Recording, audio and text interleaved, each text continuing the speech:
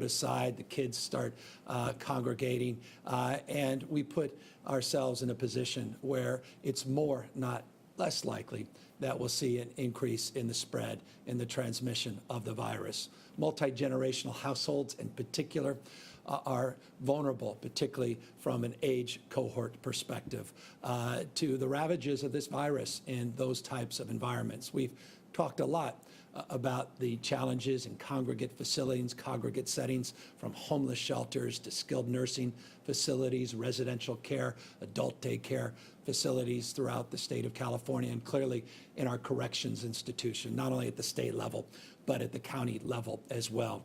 Not enough focus, candidly, has been placed on essential workers in this state.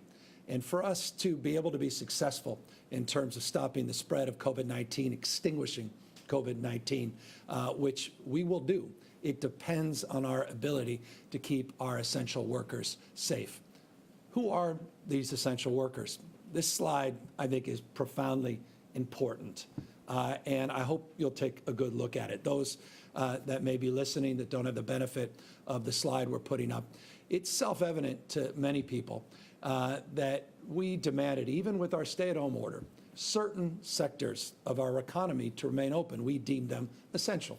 Grocery stores, food delivery, truck driving, warehousing, logistics, the foundational principles of any free society, the foundational needs that we all have in terms of basic health needs, basic food and shelter needs. So we relied on millions and millions of essential workers. That's even with the stay-at-home order. What wasn't identified as, I think, acutely as it needs to be identified is not only the sacrifices of those workers, and we've made a point of trying to do more to support our essential workforce in the past as it relates to providing support, a number of things that I'll be talking about here today. But we didn't get under the hood to state the obvious, and that is overwhelming majority, you'll see in certain sectors of our economy, are disproportionately represented in the Latino community, in the Black and Asian community. Look at farm workers. That may not surprise many people, 93% of that workforce being the Latinx Latino community. But look at construction laborers. Look at the cooks and the food preparation workers. Look at our critical workforce, our truck drivers and cashiers. Over half of the cashiers in the state are represented in the Latino demographic. And that's the community that increasingly and disproportionately is being impacted, not only by the spread of the virus, but the mortality related to the spread of the virus. It's not exclusive. Again, I'm not suggesting by any stretch it's just exclusive to one segment of our society. It crosses all segments of society, essential workers. But it is disproportionate. And so when people ask, as they often do, where are we seeing the spread? This is where we're seeing the spread. Essential workforce disproportionately represented by the Latino, Latinx community. And that slide, I think, only reinforces and underscores the imperative of us to increase and build on the work we've done, increase the effort, and target our acuity of focus in terms of protecting these essential workers that we have foundationally come to rely on. Even as we pull back some of the modifications we made in stay-at-home order, this essential workforce remains the bedrock, the backbone of those that are providing foundational and fundamental services to the state of California. So here's what we're announcing today is additional worker safeguards to protect this workforce, to focus again always on preventative measures, to focus on helping support our employers that have been overwhelmingly, have been overwhelmingly supportive of these efforts, and we want to continue to work in the spirit of collaboration and partnership with our employer community to educate not only employers large and small, but to help them educate employees as well.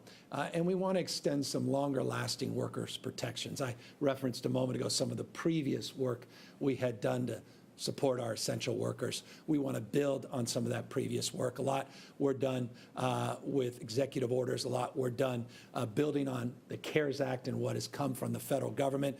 A lot of those things, as you're very familiar, including unemployment insurance, has expiration dates, which has put more acuity of focus on this time of the year, meaning end of July, where a lot of these things are expiring into August, September, where other extended supports are also expiring, and the need to re-engage in a more vigorous conversation, at least here in the state with our California legislature and the federal government, clearly with Congress and the White House. Let's talk about the preventative measures. Foundationally, the most important thing we can do is if someone is sick or feeling sick or has been exposed to the virus, we've got to give them the supports where they have the ability to isolate, the ability in some cases to quarantine. That may be easy in certain segments of society, certain cohorts that have the resources, maybe have the space, household space, may have the capacity to, go to a second home in maybe one instance, or even to expand part of their personal property and segment it off from other members' families. Others are stacked on top of each other, 3, 4 people living in some cases quite literally in the same rooms. I'll never forget a family in San Francisco I visited at a single-room occupancy hotel in the Tenderloin. Went into the room, and there were only beds on the floor. There was no space that wasn't filled with a bed. There was literally 8 people living in less than 100 square feet, stacked up quite literally on top and next to each other, a family. Just reinforces the exposure in that instance. What are we doing for those folks that are out there as bus drivers and folks out there as truck drivers? Folks, in that case, may have been working at a grocery store. If they are exposed or sick, we need to ensure that they can isolate and they can quarantine. So today, we are announcing some new efforts, additional efforts in this space. We had some temporary efforts in terms of providing supports for hotel rooms, subsidies, and the like. We want to expand that. We talked a lot about Project Room Key, point of pride as it relates to the work we've done for homeless. We want to build on the Room Key model, and we want to extend it to those that may need that support to be isolated and quarantined. So we're opening up a portfolio and identifying additional assets within that portfolio to provide expanded opportunities in that space, more resources in that space. Accordingly, we focus on that chart a moment ago on terms of agricultural workers. We have to do more to support some 626,000 crop workers that come into this state and live here year-round in the state of California. 626,000 crop workers in the state. You have a lot of temporary housing as it relates to the seasonal workforce. Done a lot down in Monterey, increasingly now not just on the California Central Coast, but now in California Central Valley. We need to do more for our agricultural and farm workers. And so we have a housing and harvest partnership that demonstrably led by providing facilities, providing access to quarantine and isolate individual farm workers in Monterey. We're going to build on that. They've done an incredible job in this state supporting ag workers and farm workers, agricultural workforce and farm workers. I want to thank the ag industry. They've been very supportive of that program, and we're going to expand access to that program and provide more supports, particularly in the Central Valley, not just the Central Coast in the state of California. And that's something else we'll be doing. And I can't press upon you more.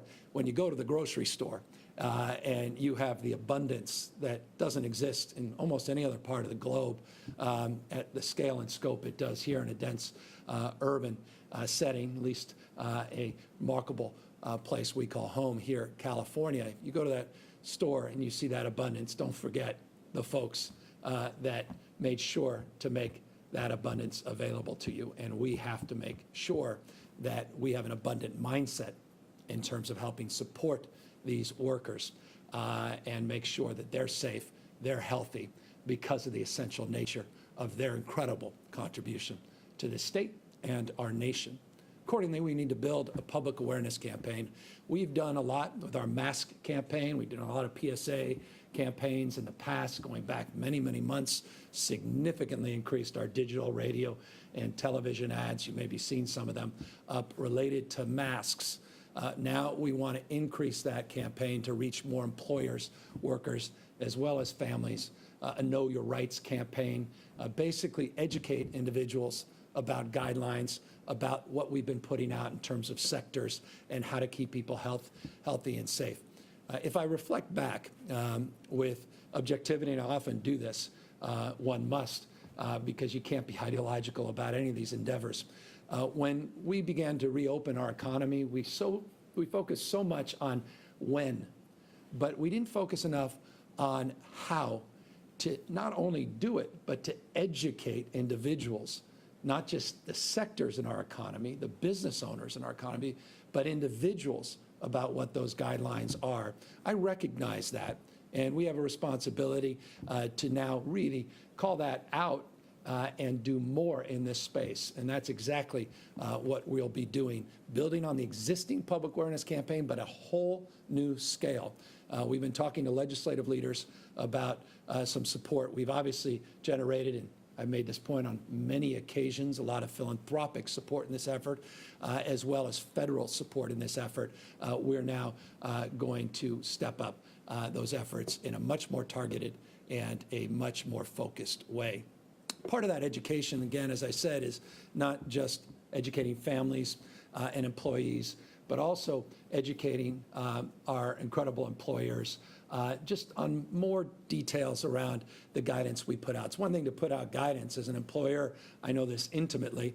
The state may send us a lot of information, but we're dealing with the crisis of the day and our P&L statements and taxes and fees and this and that and everything else. And now we stack 7, 8, 10 pages of new guidance.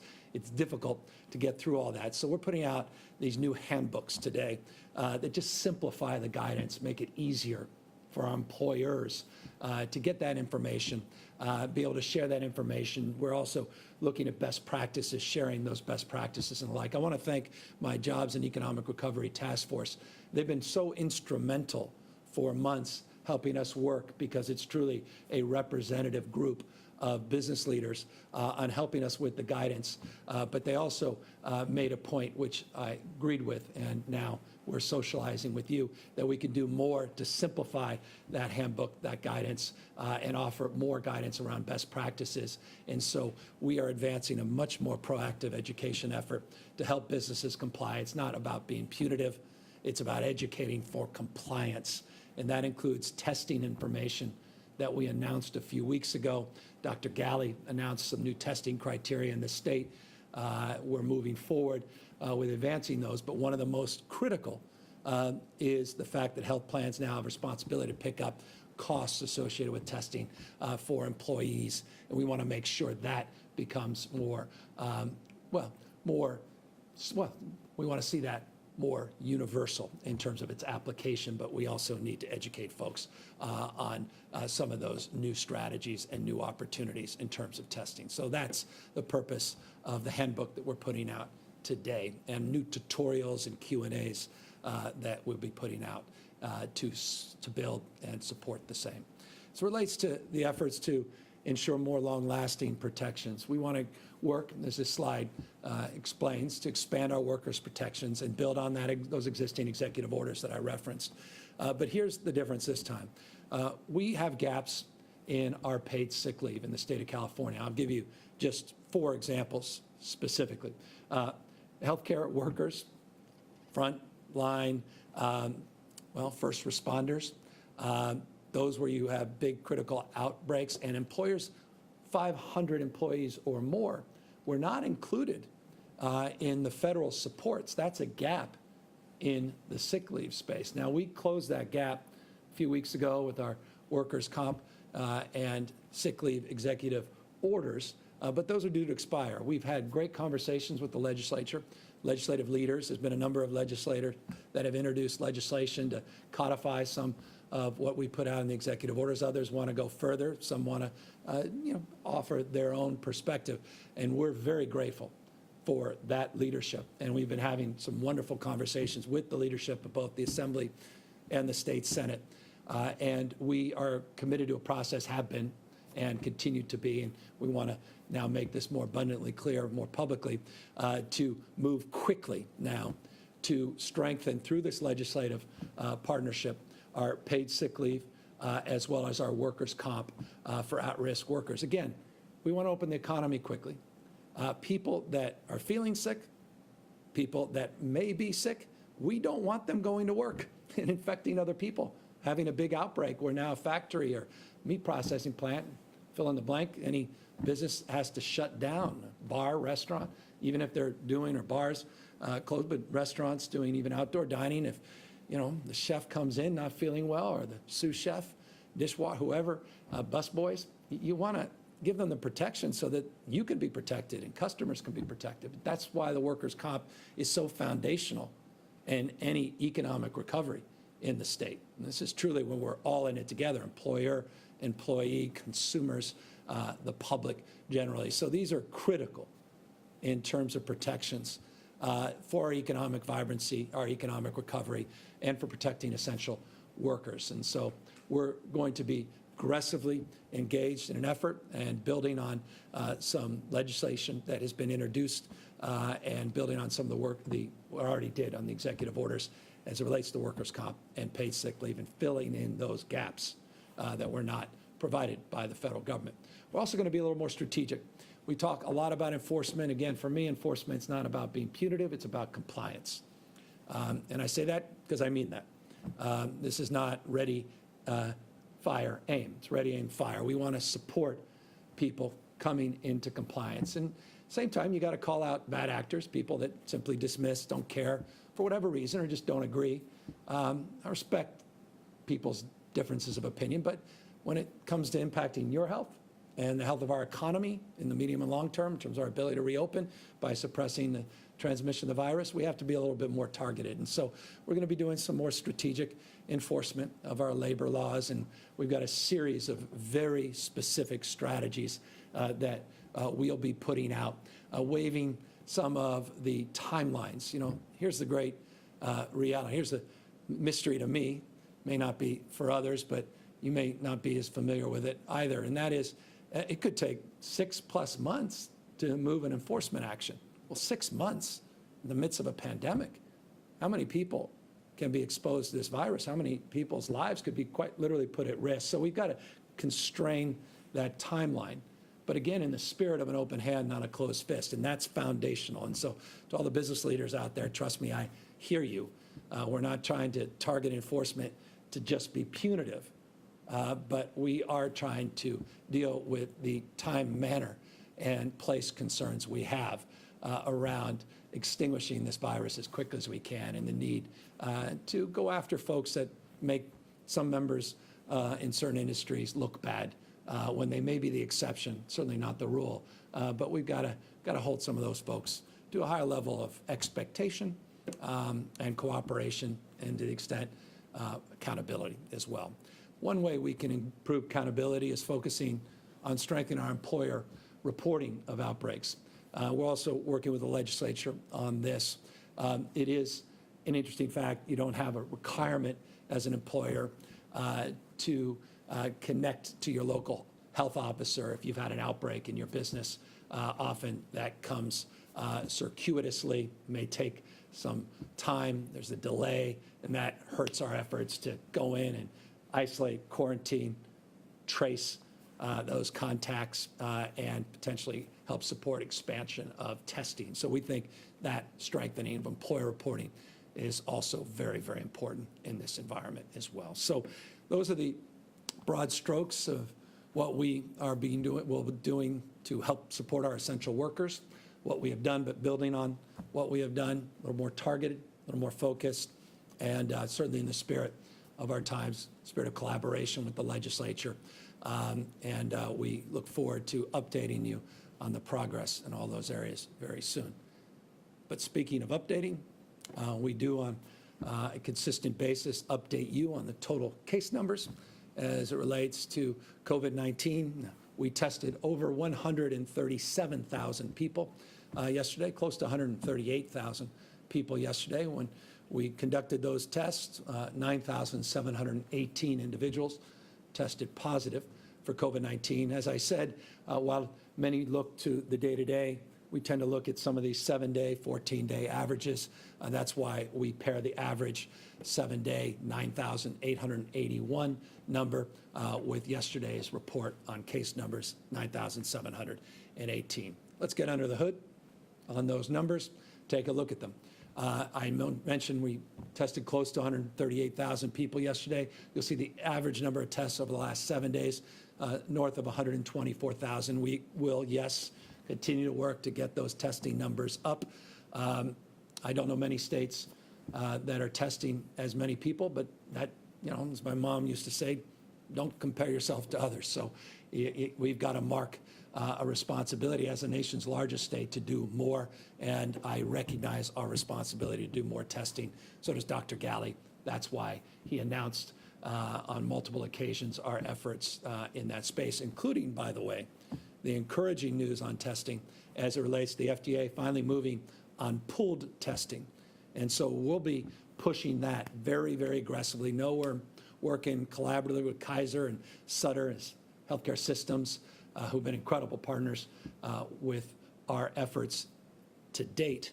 We also have incredible leadership at UCSD and notable leadership at Stanford and UCLA. I want to just make a personal point to thank Governor Gray Davis, who's been a real champion for some of the pooled testing efforts and has had strong relationship that he's been able to coordinate with and provide support of with UCLA in particular. And so you're going to be hearing a lot more about pooled testing. It's something we've talked about in the past. We finally got those approvals from the feds. Some are still pending, but we want to start moving. Quest, as one of our national labs, they're going to be doing most of their pooled testing back east first. But that's not going to delay our efforts as we're going to pursue our own efforts here in the state of California. Dr. Ghaly will talk a lot more about that. I look forward to talking to you a lot more about that as well. So we're going to be more creative in this space. And then we may have a little bit of surprise related to a new strategy next week related to testing that I'm also looking forward to making public, a new partnership for more innovation in this space. A little preview, an announcement next week. 7-day positivity rate, 7.5%. Monday, when I shared this slide, was 7.4%. So the 14-day is holding fairly steady. 7-day has been a little bit more challenging, 7.7 last Monday, 7.9 today, but 7.5% is the 14-day average. You can see where we were 2 weeks ago, 7.4% on this slide, 7.5 again, where we are today. Hospitalizations are increasing, but not at the rate that they were in the past. Let me be specific. 2 weeks ago, our hospitalization numbers, when I announced them, were growing over a 14-day period about 28%, 16% when I socialized hospitalization numbers a week or so ago. This week, we're putting, at least at the end of this week, it looks a 9% increase in hospitalization. So again, hospitalizations are increasing, but there is a decrease in the increase, if you're following me, meaning the rate of growth is beginning to decline modestly. That is nothing to jump up and down about. It's just a fact. Again, these are statewide numbers, and they mask the reality in different parts of the state. And I'm going to get to that, as we always do, with the monitoring list to only reinforce and underscore that this is aggregate data. And as you hear me say often, none of us live in the aggregate. We live somewhere in the state of California with different criteria, different conditions, and different realities as it relates to hospital capacity and the like. But 9% increase over a 14-day period. You'll see total system capacity still in that 9% of all the hospital beds. It's been relatively steady, 8%, 9%. It was 9% in Monday's presentation, still 9% in terms of total hospital capacity today, Friday. As it relates to ICUs, similar trend as it relates to the rate of increase. While things are increasing, a couple weeks back it was 20% over a 2-week period, then it was 12%. I think on Monday that I announced 11% is the 2-week admissions over a 14-day period in ICUs. And like hospitals, ICU capacity is distinctive in different parts of the state. And this is a point of particular focus for us as it relates to issues of ventilators, as it relates to some counties. We talked about Imperial County in the past, but parts of San Joaquin Valley, now Stanislaus, and other parts of the state, the ICU question becomes a more important and impactful one to answer and to address. Ventilators that are available still, close to 12,000. Remember, ventilators, you see the ICU bed capacity. Remember what a ventilator does. At the end of the day, a ventilator, not easily, but with the incredible capacity we have in the hospital system and the surge plans, ventilators can turn to more access, more points of opportunity to increase the portfolio of beds that are available in our ICU system. There was some new reporting that came from the feds, or new criteria reporting, and that's why the number, we had about 17%, that blue section on this, which is the total number of ICU patients that are tested positive for COVID-19. It's 23% today. It didn't grow from 17 to 23% per se. It's just we had to use different number. They wanted to pull out the NICU beds, not just the ICU beds. And so we want to make sure that we are aligning with the updated federal reporting. So that's a slide you're very familiar with, and the 23% represents that update as it relates to that critical care capacity. Here's the update. It relates to our critical focus and attention related to the monitoring list of those counties that have been on for at least 3 days.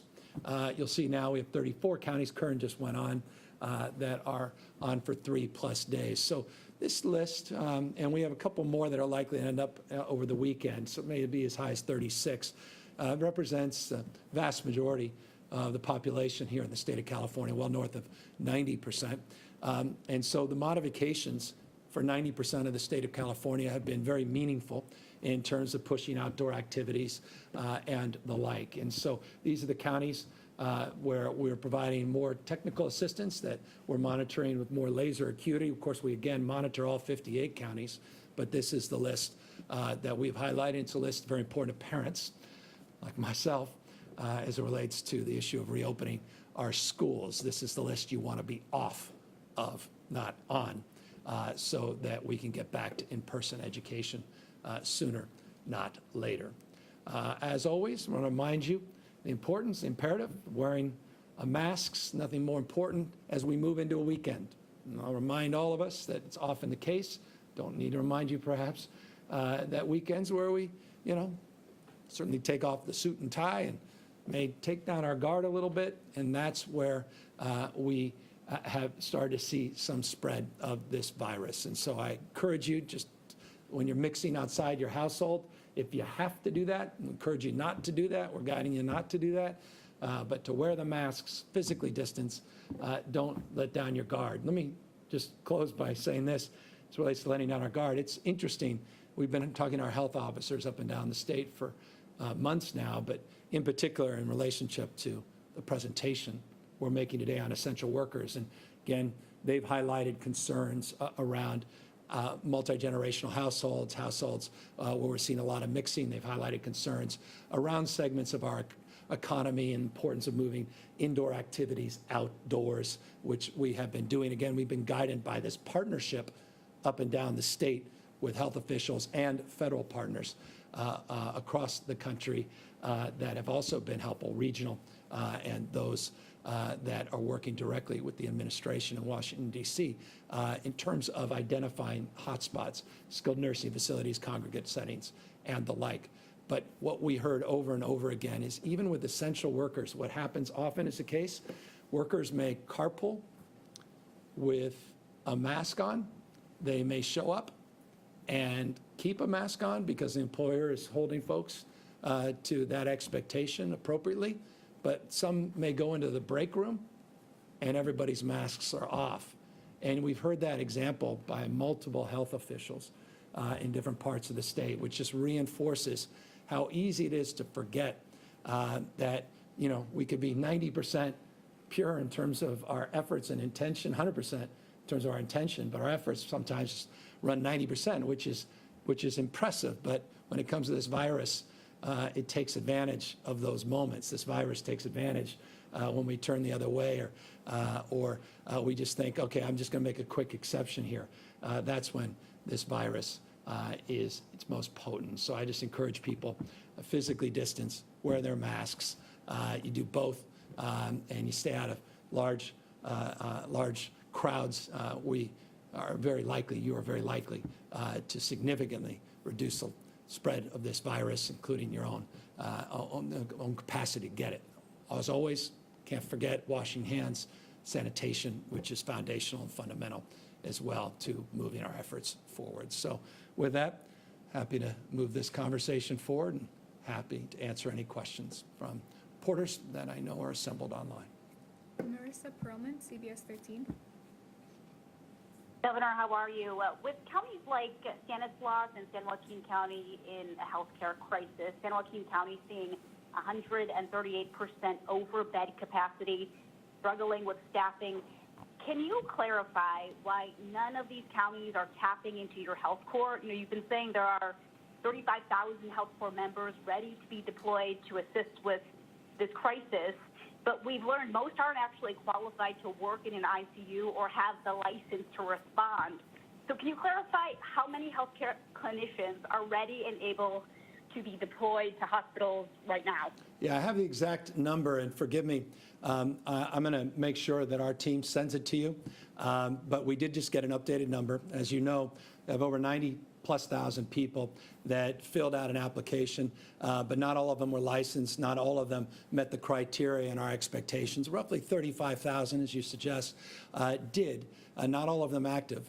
We currently, and this I do know, 18 different cohorts have been supported, segments of our economy, skilled nursing facilities, hospitals, other settings, CDCR, in our prisons, by our health corps teams. Hundreds and hundreds of people deployed as we speak. I'll get you the exact and updated number. We also, and I mentioned this a couple days ago, and forgive me that I don't recall the exact number, but we had just, we went back, we resurveyed those folks that are in our system, and we began to segment our needs with more acuity. So thousands of additional contacts were made, and people are now ready to be made available, and I'll provide you that number. But let me just say this in relationship. Health Corps is one component, and we're very proud of that process and very proud of the hundreds and hundreds of people that have been deployed throughout the state at critical junctures throughout this pandemic.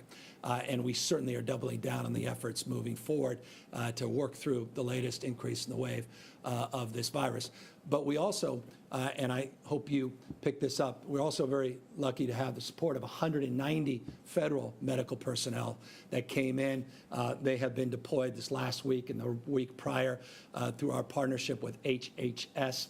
We also have a lot of other federal teams that we've assembled and strike teams within our own system. You just recall the work we did down in Imperial.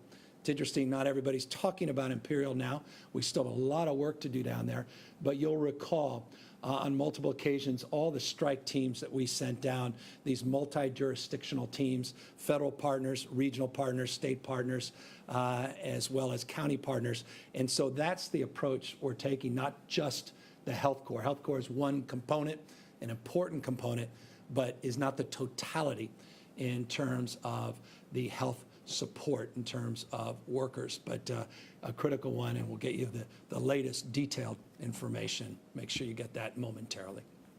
Nicole Nixon, Capital Public Radio.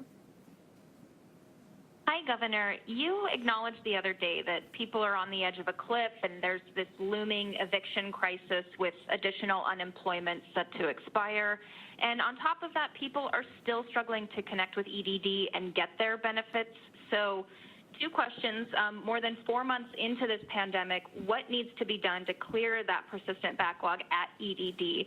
And also, if Congress doesn't pass additional relief before the current benefits end, is it the state's responsibility to step in and offer help to people forced out of work by these new business shutdowns? Yeah, we've done much or more. I don't know another state has programs to secure federal dollars for homeless and now purchasing through our Project Home Key, not just Room Key, new homeless housing partnerships on meals for our seniors to help keep restaurant workers employed, creative strategies on sick leave and workers' comp that we identified here today, and you're reinforcing. I'm very proud of those efforts. And so the answer to your question, it's a way of, I guess, extending a narrative. We always take responsibility to try to do a little bit more, a little bit better, including regardless of your immigration status. I know that's controversial, but this state did that. Not every state, I don't know of another state, did that to help support folks that are vulnerable in this environment. So look, I'm expecting good news with the work that Leader Pelosi, Speaker Pelosi, will be advancing. If she wasn't there, I wouldn't be as confident in that statement. But because she's there, I have deep confidence in her capacity to pull something off important, to pull something off that directly addresses the issue, not just on unemployment insurance, but getting checks in the pockets of those that have been impacted by COVID-19. Look, as it relates to the prior question, as it relates to a component of your question related to EDD, look, $4.8 billion has been distributed this week at EDD. 7 million people have, just since March 12th, received unemployment insurance benefits. I don't think there's another state comes close in terms of just processing. So we're dealing with a scale and scope, not an excuse. 5,600 people, 5,600 people. I haven't updated you in the last few weeks. We talked about that first cohort of 1,300 people that we put to help with our helplines and the new text messaging program, how we brought other agencies in and project improvement teams in. We have a medium-term strategy, and then I have a long-term strategy. In fact, next week, you'll be hearing a lot more about our long-term EDD strategy as it relates to addressing the foundational issue, which, by the way, is not unique to California, and that is an IT infrastructure that's on the leading and cutting edge of 1979. And that's not an excuse. That's an opportunity, and it's a responsibility to not build on it, but to reimagine and reprocess that entire system. So don't think for a second we have not been focused on the medium and long term, and then just addressing the adequacy of getting those very difficult individual claims where something is just not clicking in terms of the information provided or the response back in a timely manner, and to deal with all that backlog. So you're going to hear a lot more about that and next week, and what EDD will be doing in addition to all the new people that we put on the problem, but how we solve the problem once and for all. And that's my responsibility as governor. I look forward to advancing those reforms. I don't want to overpromise that they'll happen overnight, but know that people are working overtime in that space. Finally, as it relates to the issue of, Cliff, you referenced the issue of evictions, and I thank you for that. We had done some work through executive order on evictions. I also provided the legal authority for the Judicial Council in the state of California to do the same. Those were temporary frameworks. We are working with two legislative leaders, Caballero and Chu in particular, leadership in the Senate and the Assembly, and partnership, spirit of collaboration, and deep urgency to work on that issue. I made that point. There were a number of you that asked a question about that a few days ago. I'll just say it again, that we are working with the legislature and working with tenants groups and property owners, apartment owners, and the like, large and small owners, to see what we can do to strengthen our protections, because yes, we are concerned, as all of us should be, about a lot of these temporary fixes going the wayside, and our need to put together a further bridge, at least through the end of the year, perhaps longer, to work through this so that we can avoid the most significant impacts that this virus has had on people's pocketbooks and their capacity to pay their rent, and in many cases, even to pay their mortgage. Patrick Healy, NBC4. Hello, Governor. Thank you very much for taking our questions today. A couple of quick things, if I could. Number one, can you comment, or perhaps Dr. Galley could comment, on where we believe the R effective rate is now. LA County believes it's below that threshold of 1.0. Statewide, in the aggregate, do we also see that encouragement? And secondarily, can you shed some light on the U.S. Air Force military personnel who are being deployed at certain hospitals and why Los Angeles County was selected as a location for 2 hospitals to receive that military aid? Thank you. Good. Both perfectly positioned with Dr. Galley in front of me. We'll come up to the podium. As you know, Dr. Galley comes from L.A., been very close in collaborative relationships, including his wife, who runs the system down there. So better to have him answer that question. Let me just quickly say, as it relates to the R effective, we finally have seen it, and I appreciate you acknowledging LA County, finally in Imperial now below 1 as well. I'm in peril of answering a question Dr. Galley's better positioned to answer. Let me bring him up to the mic.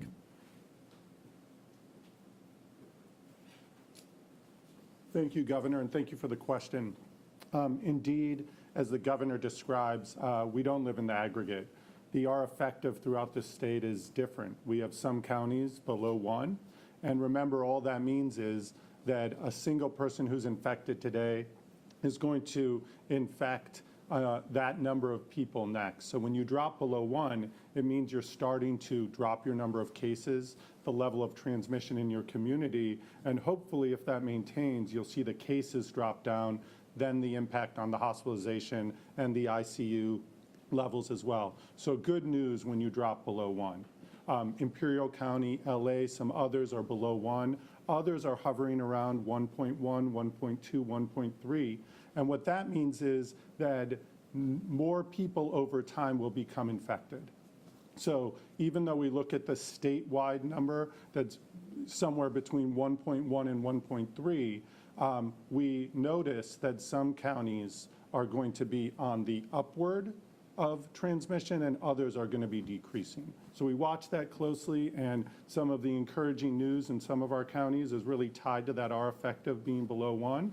And then others where we consider their hotspots, some of those Central Valley counties are above 1, and we're working hard to make sure that they have the resources around staff and testing, wearing the mask, really delivering the message in those essential workplaces that the governor has done today, working with our local partners to ensure that that number starts to come down all throughout the state. As it relates to LA County receiving some of the Department of Defense staffing support, again, we looked across the state, LA County, with big hospitals, important centers where we see disease transmission high, concern to make sure that the hospitals in that important center are supported, received 2 out of 8 of the teams, so a sort of proportionate share, if you will, across the state. But remember, some of the other teams went to northern parts, even rural parts of our state, to make sure that the hospitals are supported. We also will continue to work with our federal partners to ensure that that staff can be moved to strategic places throughout the state when necessary. So we'll continue to work with LA, we'll continue to work with the Bay Area counties and all counties throughout the state to make sure staffing there, as well as our health corps staff, are deployed strategically to make sure patients get the level of care that they need and that staffing doesn't become the issue around delivering high quality care throughout the state. Thank you, Doctor. Next question. Jackie Fortier, KPCC. Good afternoon, Governor. An LA Times story published today found that the state health department knowingly sent state inspectors from nursing home to nursing home without first testing them for COVID-19. Given the huge number of cases and deaths linked to nursing homes, why aren't state inspectors required to be tested routinely, and has that changed? Yes, it has. We're raising our standards. We're requiring for every sector that an inspector is inspecting that they meet the same criteria that's established within that sector. So that has been changed. It is, forgive me, in the lexicon of government, a meet and confer issue with our bargaining units, but we will raise that standard. Kathleen Renane, AP. I just want to understand exactly what you're announcing today. Are you signing any executive orders or public health orders today in relation to the things that you've talked about? And then when is the state going to provide details on the waiver process for schools? And will it be a requirement that unions have to support any of the waiver plans for them to be approved? Yeah, well, let me take advantage of giving you a slide as relates to elementary. Remember, the waiver process is for elementary schools, specifically here in the state of California. And the requirements work along the lines you see posted. Now, those of you that don't have the benefit of a television set or the ability to read the slide, it's about partnerships that need to be initiated with requesting a waiver with labor, parents, community-based organizations to allow for in-person instruction, again, for elementary schools specifically, in partnership with local health officials. And so school districts can work with their local health departments to go through that waiver process. And so that's the framework that we've laid out. That's the guidance that we put up when we announced the guidance for schools writ large. This was the guidance that was included in that process. And so it is a process that we look forward to engaging in and one that we've laid out with broad strokes on this slide. As relates to the issue question you raised related to the work with the legislature, here's the good news. Legislature's in session. They're not out of session, meaning when I first established the framework for the executive orders, the legislature had to shut down. We were in the middle of this pandemic with certain emergency orders that we needed to advance in real time. Because the legislature and many legislative leaders have introduced legislation and will be reconvening next week formally, we are working hand in glove with leadership, the legislature, to look at a number of those bills and to see how we can build on the work that was done with some of these executive orders, but also work that wasn't advanced through any executive fiat or executive order. And so that's the spirit of the moment, the spirit of engagement, but again, with a laser-like focus in terms of timelines and expectations. And so that's what we announced today. Final question, Karma Dickerson, Fox 40. Hi, Governor. Thank you. So going back to the issue was we're talking about federal benefits expiring, understanding that there is work that's done on the federal level, but even on the best case scenario, we are still likely talking about a gap in services. So just wondering if you've sat down and really crunched the numbers and looked at what that would actually mean specifically on the ground day to day for Californians, and whether or not there is any relief just lined up in the interim for people taking $2,400 to $4,800 in a pay cut. Additionally, much of the federal discussion and debate has to do with whether or not that extra $600 disincentivizes work. As you've spoken with national leaders, have you made the case that the extra $600 may mean one thing in Iowa but means something totally different to a Californian who probably still can't pay their bills with that extra $600? Yeah, well done. I mean, you just made the case by framing the question, and so you're absolutely spot on, and that's self-evident to anyone who lives in a high-cost environment, not just here in California, but other parts of the country. We've made that case abundantly to legislative leaders, notably Speaker Pelosi. We've had constant dialogue with Speaker Pelosi. As you may recall, a number of months ago, we were very aggressive in terms of our proactive advocacy for a new CARES Act. We were not shy. We were very aggressive and pointed in terms of the urgency to meet the moment and to get ahead of the curve. We haven't been shy in terms of our criticism of the lethargy of the process so far coming from the United States Senate and the aggressive, contrasted by the aggressive actions taken by Speaker Pelosi and the House of Representatives that moved aggressively with a bill to substantively not only address the issue that you identified as relates to the supplemental $600 payment, but even well beyond that in terms of meeting the needs of individuals ravaged by the economic consequences of this virus. So that's leadership. That's point of pride that leadership demonstrably is emanating from the state of California and Speaker Pelosi and her colleagues. And I couldn't be more proud of her and them and thankful. And as I said a moment ago, I'll reinforce it. I have great expectations because of her tenacity, her experience, her insight, her fortitude, her ability to run circles around so many others in terms of how process works and how one conducts themselves in terms of those deliberations. And so I'm going to continue to lean in terms of the expectation that they're going to do something bold. That said, yes, we have gamed out not only as it relates to the individual contributions that individuals have gotten related to federal supports, but you saw in our budget all the additional money we put in.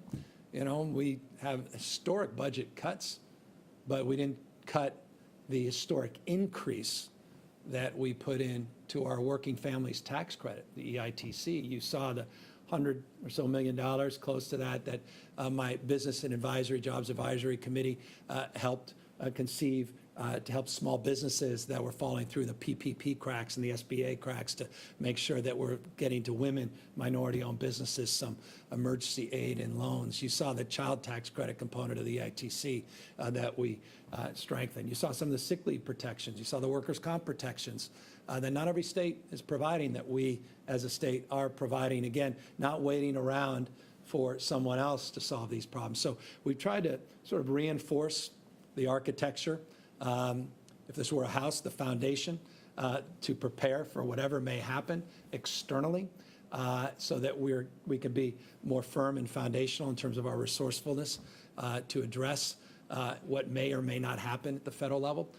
We were able to put together a budget with a lot of contingent cuts, and as those dollars materialize, those cuts will not materialize. That will also help strengthen our resolve and, moreover, our resiliency as a state. We also looked at our reserves, and we didn't use every reserve, every dollar of reserve. So again, we had resources in case, just in case things didn't materialize. So it gives you a sense. I just want to give you a sense, get into the mindset here, that the answer is yes. We are in a very flexible and dynamic environment. And we're in a very opportunistic one in this respect, and I say that not pejoratively, but meaningfully, with the legislature coming back into session next week with renewed energy and desire to partner, which has always been there, but real desire to partner with specific legislative vehicles. We have the ability to move very quickly in the next few weeks, depending on what happens. And so that's also a point that should be encouraging, despite some of the discouraging lack of intentionality and action to date by the Senate leadership. And that's something, again, that we want to fix, something we want to address. So with that, I want to thank all of you for the opportunity for me to address you today and the week, and encourage you to, again, practice that social distancing, physically distance where you must, and make sure we're all wearing face coverings, and to make sure you have a wonderful and safe and healthy weekend. We'll see you back here on Monday. Take care.